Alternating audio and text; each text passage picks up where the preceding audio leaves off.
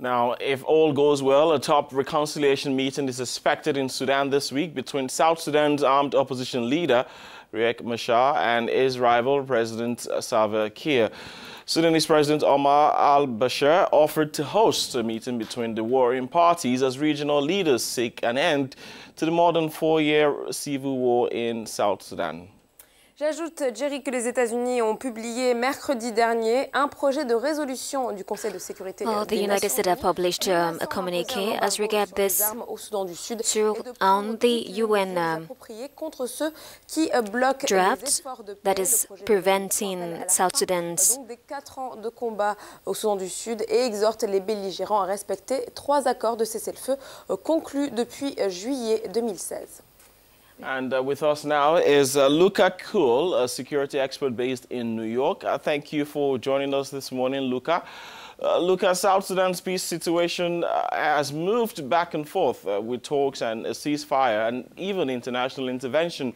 But all this failed. Now, can the UN's June 30th ultimatum cause any positive effect?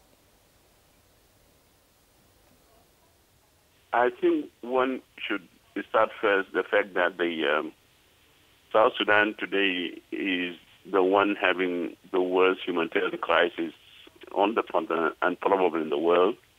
So the issue of South Sudan is not becoming a problem of South Sudanese, it's becoming a regional and international problem.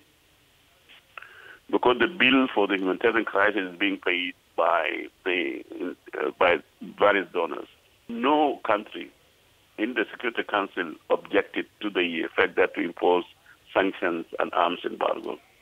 And the resolutions have been done in such a way to help the parties and the region, the IGAD, in order to reach an agreement. So will it work or not? I'm one of the people believing, although there's a very clear desire by the region and the international community, even the South Sudanese, that you cannot have any government that can take to manage the transitional period that will include Salva and Riek.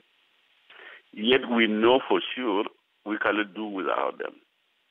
What these sanctions, the threat of sanctions and arms embargo will do is to create a conducive environment for these people. I'm one of the people believing that these two leaders, they need to be given incentive to exit. Luca, you say that you believe that the two leaders need to be given incentives to exit, but there have been calls to have Riek Machar and Salva Kiir meet and talk. What will it take for this to sit face to face?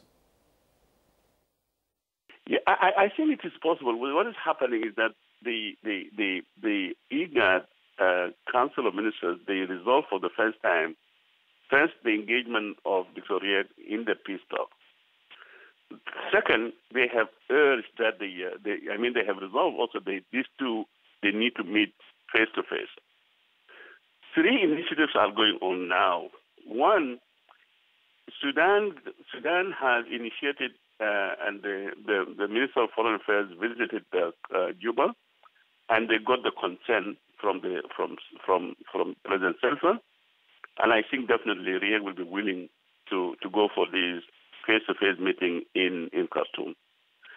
Second, Kenya also initiated through Raila Odinga, is somebody highly respected. The third initiative is from Uganda. Uganda believing that the only way out is for the SPLM to come together based on Arusha agreement for the reunification of SPLM. So it's going to happen, definitely going to happen. Do you really think it will be okay to have a meeting in Khartoum, talking about the venue or location for this meeting? For the venue itself, I hope for this venue, for these two leaders to meet in Khartoum, it will be a disaster.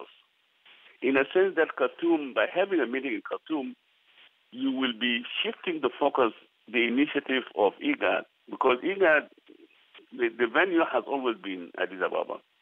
By bringing this meeting to Khartoum, you shift the center of the negotiations. And that will isolate maybe they have said now the Ethiopia will be attending this meeting in Khartoum, but Ethiopia may not be comfortable, Uganda may not be comfortable, Kenya will not be comfortable with this arrangement. And that's why I see the venue of Khartoum may not be viable. And I hope even the leadership in Juba should see it is a very dangerous game for them to have such a meeting in Khartoum.